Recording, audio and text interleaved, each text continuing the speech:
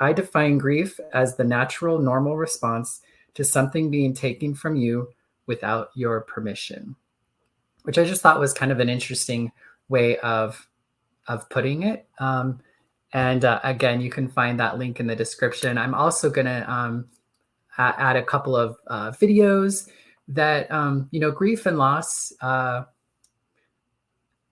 There are many ways that we can kind of, I think, cope and or kind of work through grief and loss. And I have actually utilized my drag a lot to my drag performance. I'm not typically much of a stage performer, but when I do drag, I tend to have some sort of like I tend to be going through some sort of process for me, which oftentimes has been centered around my identity. And around kind of grief and loss. I think grief and loss is not something. I think when we think of grief and loss, we automatically think of people dying, but we deal with grief and loss a lot. As you may or may not know, I identify as a queer chaplain, and as a queer chaplain, so chaplains are typically with people around death and dying, usually in the physical body. So oftentimes you'll hear a chaplain in the army or at a hospital, or maybe they serve at a church.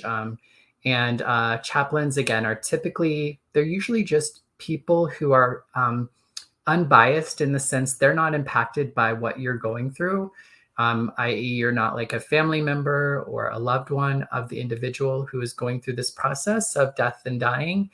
And it's not always just for the person who is dying, but also like the family or loved ones that are part of that as well. And so what a chaplain does is they are just another person for that individual, to hold space for that individual to talk about their fears and their concerns, which are often sometimes very difficult to share with family members or loved ones who are impacted by what you're going through, your death. I think sometimes we feel like we have to be strong, or we have to put on a show, or there are some things that we think and that we're going through that might actually hurt another person's feelings or experience if we are completely honest about maybe some of the things that we're going through. And so chaplains can really serve as as just another person to hold space.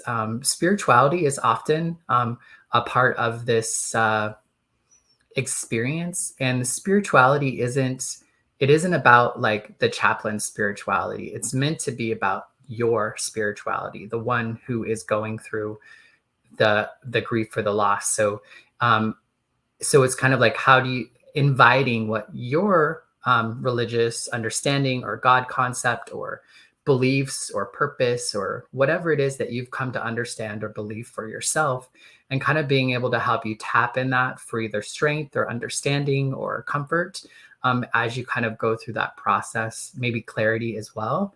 And so I typically, as a chaplain and as a queer chaplain, I feel called to be with people around death and dying to self, which is more around like identity, and maybe more of mind.